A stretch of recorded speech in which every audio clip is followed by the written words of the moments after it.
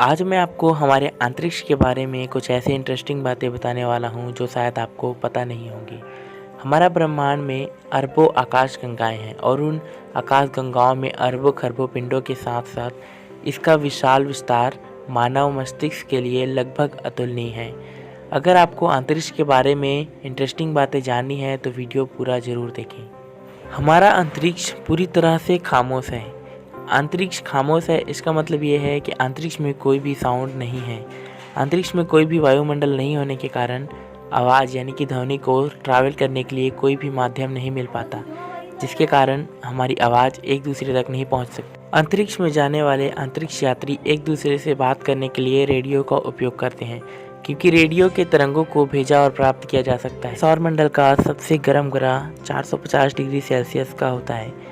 हमारे सौरमंडल का सबसे गर्म ग्रह शुक्र ग्रह को माना जाता है।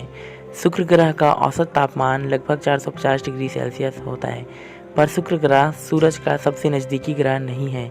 सूरज का सबसे नज़दीकी ग्रह तो बुध है, पर बुध ग्रह पर कोई भी एटमॉस्फेयर ना होने के कारण उसका तापमान कभी भी नियंत्रित नहीं रहता, जिसके कारण शुक्र ग्रह को सबसे गर्म ग्रह माना जाता है। मंगल ग्रह पर जीवन हो सकता है। हमारे सौरमंडल के सभी ग्रहों में से पृथ्वी के अलावा मंगल ग्रह पर जीवन होने की संभावनाएं सबसे ज़्यादा हैं। 1986 में नासा ने पाया कि मंगल ग्रह से बरामद एक चट्टान में सूक्ष्म जीवित चीज़ों के जीवाश्म हो सकते थे। कोई भी यह नहीं जानता कि अंतरिक्ष में कितने तारे हैं।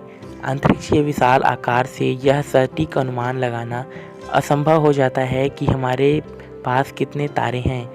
अभी के वैज्ञानिक और खगोल वैज्ञानिक अनुमान लगाते हैं कि हमारी आकाशगंगा जो मिल्की वे के भीतर के तारों की संख्या का उपयोग करते हैं गिनने के लिए, यह संख्या लगभग 200 से 400 बिलियन तारों के बीच में हो सकती है।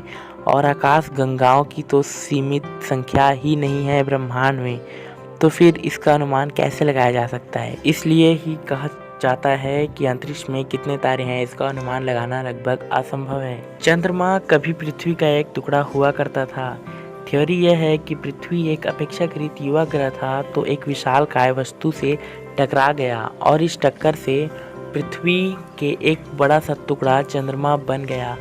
लेकिन पृथ्वी के गुरुत्वाकर्षण खिंचाव के कारण परिणाम स्वरूप पृथ्वी की परिक्रमा करने लगा और इस आकार में ढलने के लिए उसे लगभग अरबों साल लग गए। ना बहुत ही सैड है कि हेलियस नाम का एक धूमकेतु 2061 तक फिर से पृथ्वी की परिक्रमा नहीं करेगा। एडमंड हैली द्वारा 1705 में खोजा गया प्रसिद्ध धूमकेतु हेलियस अंतिम बार 1986 में देखा गया था और यह केवल 75 से 76 सालों के बीच में एक बार दिखाई देता है, पर 2061 के बाद यह पृथ्वी की परिक्रमा करना बंद कर देगा। शुक्र ग्रह पर एक दिन एक वर्ष से अधिक लंबा होता है। शुक्र ग्रह अपनी दूरी पर एक बार घूमने में 243 दिनों का समय लगाता है, जहां पृथ्वी 24 घंटे में पूरा करती है।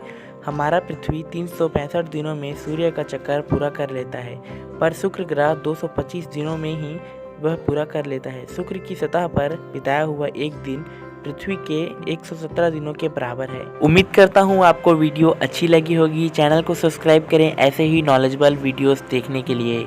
मैं आपको मिलता हूँ अगले वीडियो में, तब तक धन्यवाद।